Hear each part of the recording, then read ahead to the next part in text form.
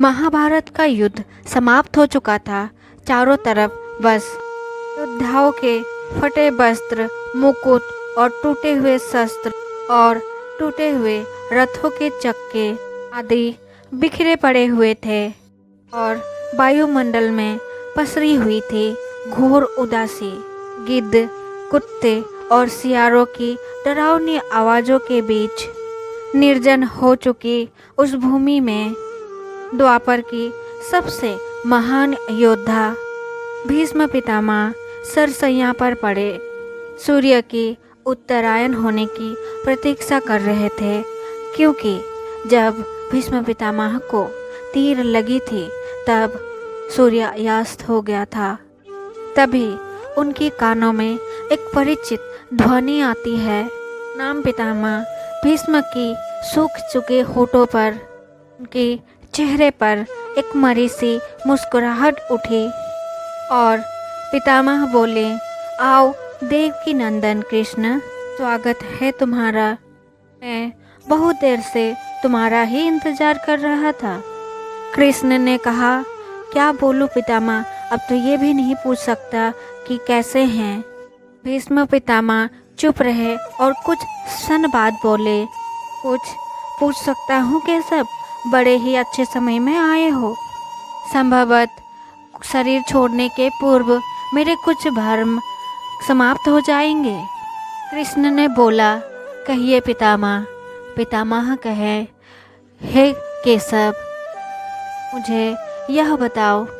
पितामह ने बोला, तुम तो ईश्वर हो। श्री कृष्ण ने बीच में ही टोक कर कहा, नहीं पितामह, मैं आपका पौत्र हूँ, ईश्वर नहीं। घोर पीड़ा में भी पितामह ठहाके लगाकर हंस पड़े।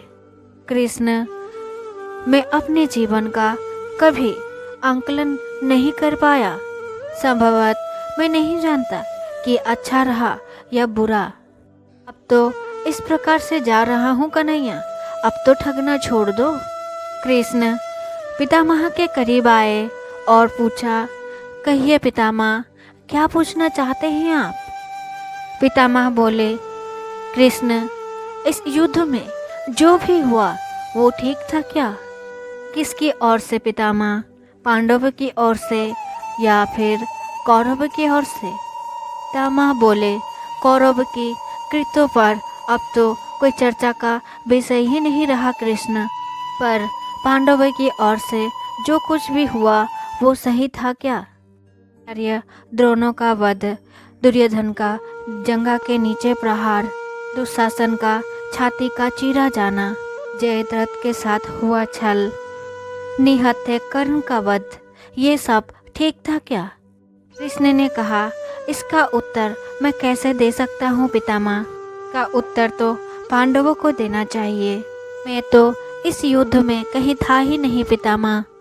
भीष्म पितामह ने कहा, अब भी छलना नहीं छोड़ोगे कृष्ण।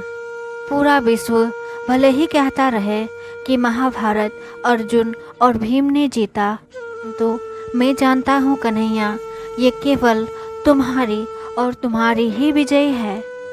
मैं तो उत्तर तुम्ही से पूछूंगा कन्हैया। भीष्म पितामह की इतना कहते ही कृष्ण थोड़ा गंभीर स्वर से बोले, तो सुनिए पितामह, कुछ भी गलत नहीं हुआ, कुछ भी अनैतिक नहीं हुआ, वही हुआ जो होना चाहिए। भीष्म पितामह बोले, ये तुम कह रहे हो केशव। मर्यादा पुरुषोत्तम श्री राम का अवतार कृष्ण कह रहा है। ये छल तो हमारे किसी भी युग में सनातन संस्कारों में नहीं रहा है, ये उचित कैसे हुआ। कृष्ण ने कहा, इतिहास से ही शिक्षा ली जाती है पितामह, पर निर्णय वर्तमान की परिस्थितियों के आधार पर लेना पड़ता है पितामह। हर युग अपने तर्कों और अपने आवश्यकताओं के आधार पर अपना नायक चुनता है। राम त्रेता युग के नायक थे और मेरे भाग्य में द्वापर युग आया। हम दोनों का निर्णय एक सा नहीं हो सकता है पितामह। इसमें पितामह ने करुणा भरी स्वर से कहा। पितामह ने कहा, मैं नहीं समझा कन्हैया। फिर श्री कृष्ण ने कहा, राम और कृष्ण की परिस्थितियों में बहुत अंतर है पितामह।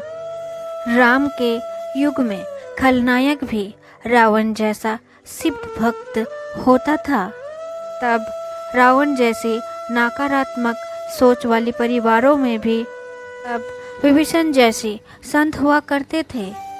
तब वाली जैसी खलनायक परिवारों में भी तारा जैसी विदुषी स्त्रियां और अंगद जैसे सज्जन पुत्र होते थे। उस युग में खलनायक भी धर्म का ज्ञान रखता था, इसलिए राम ने उनके साथ कोई भी छल नहीं किया।